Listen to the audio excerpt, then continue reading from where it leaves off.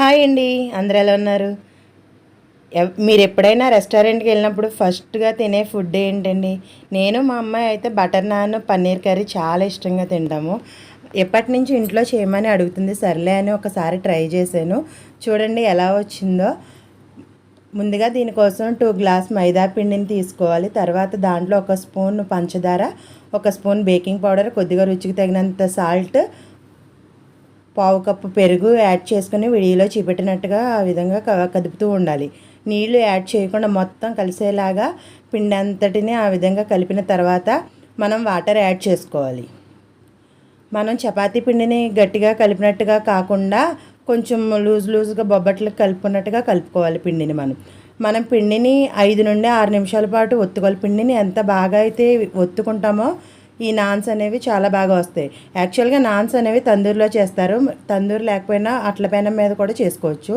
ఈ విధంగా ఒక 40 నిమిషాలు పక్కన పెట్టి తడి టవల్ వేయాలి. తర్వాత 40 నిమిషాల తర్వాత పొంగిని చూసారా. తర్వాత దీన్ని ఒక ప్లేట్లో మైదా పిండి తీసుకుని చూసారు వీడియోలో చూపెట్టినట్టుగా నొక్కుని తర్వాత చేతిలోకి తీసుకుని అటు ఇటు మార్చుకుంటూ నాన్ షేప్ వచ్చేదాడు ఒక ఎడ్జ్ పట్టుకుని లాగాలి. తర్వాత అట్ల ప్యాన్ హీట్ అయిన తర్వాత ఒక సైడ్ వాటర్ తడిపి ఆ తడిపిన వైపున అట్ల పేనం పైన పెట్టాలి.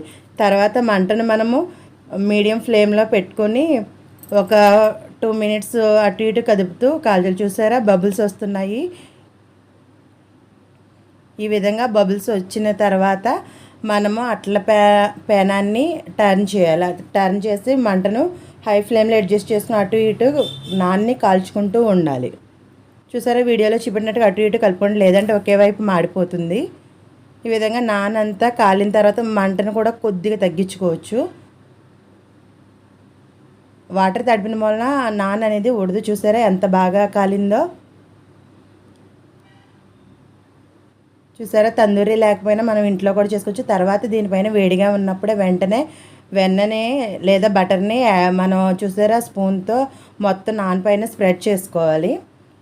తర్వాత అట్లా వస్తే మనం దాన్ని తీసుకుని ఒక ప్లేట్లోకి తీసుకోవాలి. తర్వాత ఇదే విధంగా మిగిలిన పిండిని కూడా చూసారా ఇందులో పర్ఫెక్ట్గా కనపడుతుంది మీకు. ఒక ఎడ్జ్ పట్టుకుని లాగితే మనకు నాన్ షేప్ వస్తుంది. ఇదే విధంగా మనం మిగిలిన నాన్లను కూడా మనం కాల్ చేసుకోవాలి. ఇందాక సేమ్ మనం ఫస్ట్ ఏ విధంగా అయితే కాల్చామో మిగిలిన నాన్స్ని కూడా ఆ విధంగా చేయాలి. ఫస్ట్ టైం చేసినా చాలా బాగా వచ్చేయండి, ఒక్కసారి ట్రై చేయండి. చూసారా బాగా కాలింది. ఇదే విధంగా మిగిలిన నాన్స్ అన్నిటిని కూడా తీసి కాల్చుకుని మొత్తం నాన్స్ అన్నిటికీ కూడా మనం వెన్న అనేది అప్లై చేసుకోవాలి.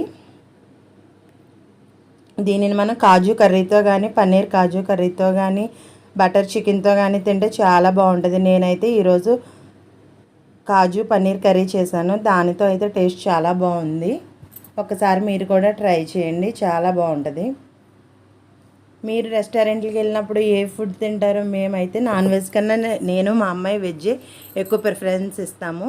మస్ట్ అండ్ షుడ్గా ఈ బటర్ నాన్ కాజు కర్రీ కంపల్సరీగా తింటాము. Thanks for watching. Bye bye. Please subscribe Bhavya's world 110. Thank you.